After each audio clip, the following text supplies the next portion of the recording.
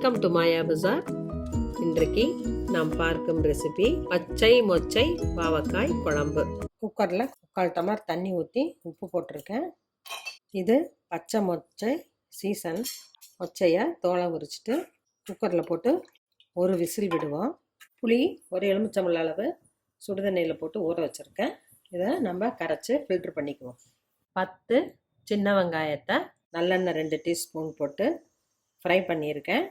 அதோட கறி மிளகாத்தூள் 1 டேபிள் ஸ்பூன் போட்டிருக்கேன். இதை மிக்சியில் அரைச்சிட்டு வந்துடுவோம். நல்லெண்ணெய் 3 டேபிள் ஸ்பூன் ஊற்றிருக்கேன். இந்த மாதிரி புளிக்குழம்புக்கெல்லாம் கொஞ்சம் எண்ணெய் அதிகமாக ஊற்றினா தான் டேஸ்ட்டாக இருக்கும். கடுகு 1/4 டீஸ்பூன், உளுந்தம்பருப்பு 1/2 டீஸ்பூன், கடலைப்பருப்பு 1/2 டீஸ்பூன், வெந்தயம் 1/4 டீஸ்பூன், வரமிளகா 2, கருவேப்பிலை, பூண்டு 6 பல்லு, தக்காளி ஒரு பெரிய பழம். 2 நிமிஷம் ஃப்ரை ஆகட்டும். பாவக்காய் 3 கழுவிட்டு கட் பண்ணி வச்சுருக்கேன். இதில் ரொம்ப மொத்தமான கொட்டையாக இருந்தால் எடுக்கலாம், பிஞ்சாக இருந்தால் எடுக்க தேவையில்லை. போட்டுடலாம். 2 நிமிஷம் ஃப்ரை ஆகட்டும். பாவக்காய்க்கு பதிலாக கத்திரிக்காய் போட்டுக்கலாம், அது இன்னும் டேஸ்ட்டாக இருக்கும். ஃப்ரை ஆயிடுச்சு.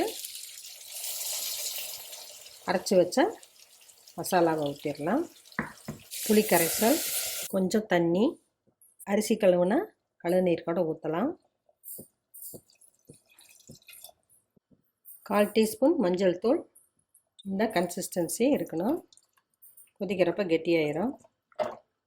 மூடி போட்டு 10 நிமிஷம் மீடியம் ஃப்ளேமில் கொதிக்கட்டும். இடையெல்லாம் ஓப்பன் பண்ணக்கூடாது. தேங்காய் 2 டேபிள் ஸ்பூன். இதை மிக்சியில் ஃபைன் பேஸ்ட்டாக அரைச்சிக்குவோம். காய் வெந்துருச்சு, மொச்சை நல்லா வெந்துருச்சு. தண்ணியை வடிச்சிட்டு போட்டுடலாம். தேங்காய் 2 டேபிள் ஸ்பூன் பல்லாக வச்சுருக்கேன், அதையும் போட்டுடலாம். தேங்காய் அரைச்சதையும் போட்டுடலாம். கொஞ்சம் தண்ணி, கல்லுப்பு தேவையான அளவு. மூடி போட்டு ஒரு கொதி வரட்டும். குழம்பு திக்னஸ்ஸு கரெக்டாக வந்துருச்சு. நல்லா கொதிச்சிருச்சு. குழந்தைகளுக்கு கொஞ்சம் வெல்லமோ நாட்டு சர்க்கரையோ போட்டால் இந்த காய் கசப்பு தன்மை போயிடும், குழம்பும் டேஸ்ட்டாக இருக்கும். வெல்லம் 1 ஸ்பூன் போடுறேன். ஸ்டவ் ஆஃப் பண்ணிடலாம்.